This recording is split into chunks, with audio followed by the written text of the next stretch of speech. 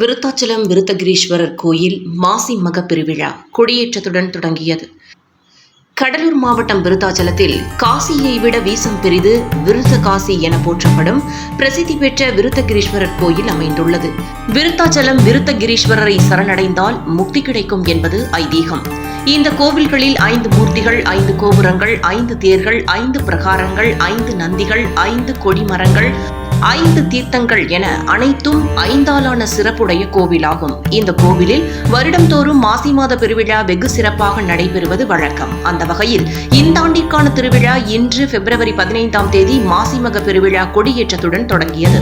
முன்னதாக உற்சவர் மூர்த்திகளுக்கு பால், தயிர், இளநீர், பன்னீர், தேன், பஞ்சாமிர்தம் உள்ளிட்ட பல்வேறு பொருட்களால் சிறப்பு அபிஷேக ஆராதனைகள் மற்றும் மகா தீபாராதனைகள் நடக்க, கொடிமரத்தின் முன்பு சிறப்பு அலங்காரத்தில் விநாயகர், வள்ளி தெய்வானை உடனுரை சுப்பிரமணியர், விருத்தாம்பிகை உடனுரை விருத்தகிரீஸ்வரர், பாலாம்பிகை, சண்டிகேஸ்வரர் ஆகிய பஞ்சமூர்த்திகளும் எழுந்தருளி அருள் பாலித்தனர். அப்போது கோவில் வளாகத்தில் உள்ள 5 கொடிமரங்களுக்கும் ஒன்றன் பின் ஒன்றாக சிறப்பு அபிஷேக ஆராதனைகள் நடக்க, வேத மந்திரங்கள் போத கொடியேற்றம் நடைபெற்றது. தொடர்ந்து கொடிமரத்திற்கு மகா தீபாராதனை நடைபெற்றது. அப்போது திரளான பக்தர்கள் கலந்து கொண்டு ஓம் நம சிவாய என பக்தி கோஷங்களை எழுப்பி வழிபட்டனர்.